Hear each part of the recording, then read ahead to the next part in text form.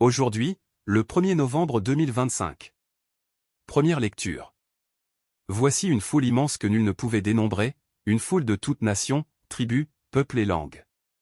Lecture de l'Apocalypse de Saint Jean.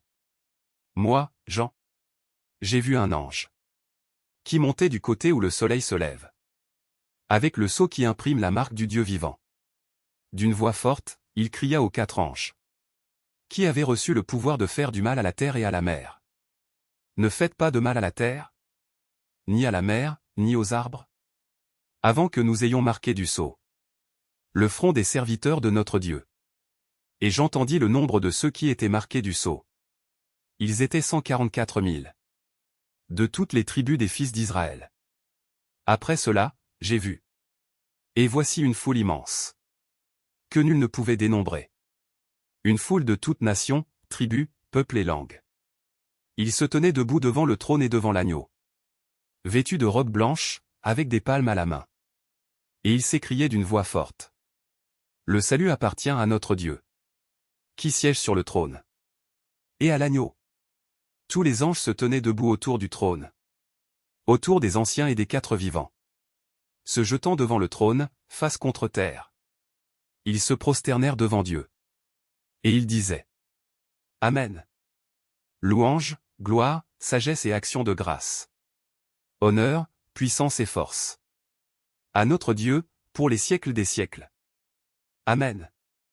L'un des anciens prit alors la parole et me dit: Ces gens vêtus de robes blanches, qui sont-ils, et d'où viennent-ils?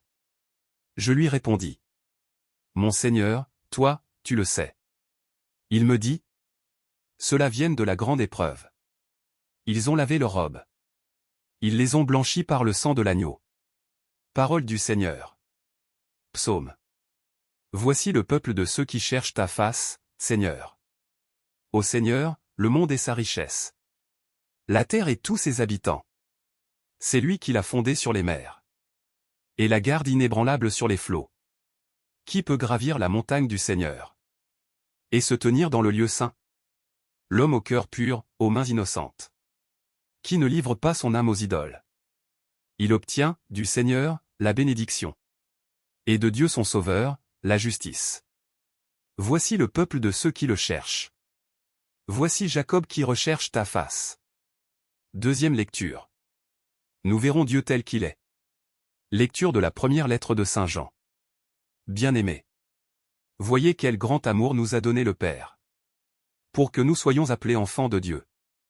Et nous le sommes. Voici pourquoi le monde ne nous connaît pas. C'est qu'il n'a pas connu Dieu. Bien-aimés, dès maintenant, nous sommes enfants de Dieu. Mais ce que nous serons n'a pas encore été manifesté. Nous le savons, quand cela sera manifesté. Nous lui serons semblables. Car nous le verrons tel qu'il est.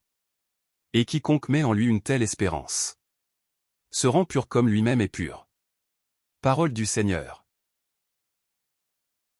Évangile.